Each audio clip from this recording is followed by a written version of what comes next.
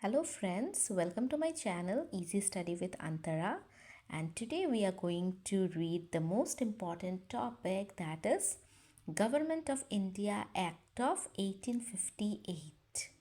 Now this is a very important topic. From here every year questions used to come for competitive exams, and it's very important apart from the perspective of history as well as from the political perspective as well. Okay, so questions used to come from both from history side, modern history side, as well as from the polity side. So this topic is very important. In the previous videos I have explained the charter acts, different type of charter acts. If you want to know about it, you can see my previous videos. And now in this video we are going to read about Government of India Act. Now, as in all my video, I always used to say that in my videos you will get handwritten content, and that is in a gist format, which will be very easier for the aspirants to remember. So let's move on. Now, why this Government of India Act is very important? Because this act marked the beginning of full-fledged crown rule in India. See, before this Government of India Act only, there were different there were this East India Company who used to rule in India, isn't it? Little by little, the crown used to, the British government, okay, they used to kind of setting their establishment in the country.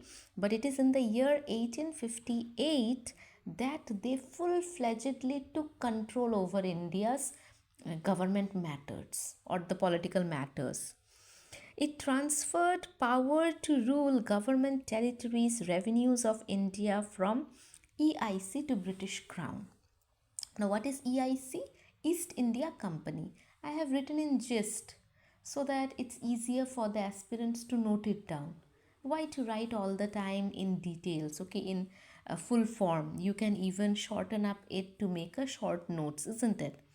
So here this act had in short you can say this act had transferred the power from East India Company to British Crown. So a question might come, in which year the East India Company transfer its power? So it will be Government Act of India in the year 1858. Now, in before this act came into power, the Board of Control and the Court of Directors, these two things were established, which used to rule over the political matters or see about the political matters in India. Now, this act abolished this particular power of Board of Control and Court of Directors.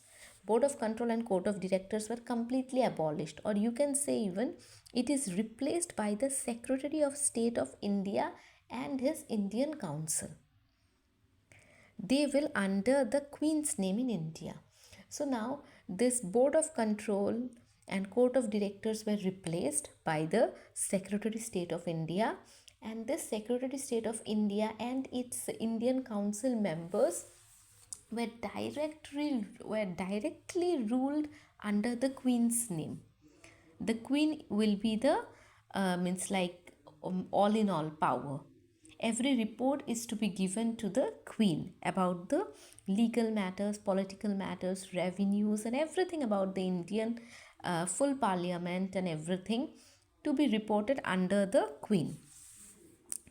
Then this act also given power to this SOS. SOS means Secretary of State. I have written in short form. SOS means Secretary of State. They used to sit in the parliament and was also has to be a cabinet minister of England. A person can become a Secretary of State only when he or she will be a cabinet minister of England, and they hold the power and position in the parliament. The Secretary of State became the most powerful person in India during the Crown rule, and their work is to give all the reports to the queen. Then it creates the Indian Council of 15 members. IC means Indian Council, and it will be of 15 members. And what was the work of those members is to give their advice to the Secretary of State, to give some good advice, okay, to work under the Secretary of State. Now, this Indian Council members' approval for financial matters is a must. Okay, this Indian Council, it is very important, and their work is to look after the financial matters of India. And their approval is a must. Without their approval, none of the financial dealings can be done. Then this before there were the post of Governor General, General of Bengal, then it came Governor General, isn't it? Now this post, Governor General's post, has been changed into Viceroy or the Crown's representative. And before, Governor General were given the biggest like power. Now their power or position has been reduced here. Okay, now British government has got every power. And this Government of India, GOI, is directly controlled by the Queen. This act also introduced local representative of ILC. ILC means Indian Legislative Council, or the Indian Central Council, you can say. And before, you could see here in this page only, if you look at the top, Charter Act of 1853, there you will see that the council legislative capacity hold 12 members. Out of the 12 members, 6 were legislative members, isn't it? So those here, now next changes has been made in this Government of India Act, that out of the 6 legislative members, 4 members has to be appointed from the local government, or you can say the provincial governments, okay, from the provincial states. And what are the name of those 4 provincial states? Madras, Bombay, Bengal and Agra. That out of the 6 legislative members, 4 will be taken from this, 4 members will be appointed from Madras, Bombay, Bengal and Agra. So this is all about the Government of India Act of 1858. And you could see here I have underlined all those abbreviated words with blue ink, and their full form I have written below for better understanding.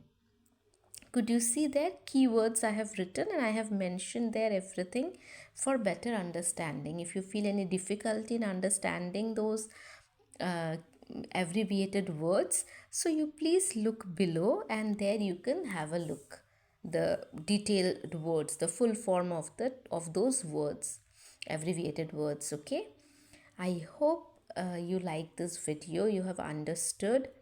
Any problem, anything, do comment below. If you have any queries or any suggestions for me to change something in my videos or anything in my content, it's definitely welcome. Okay, so if you like my video, then do like, share and subscribe. Thank you.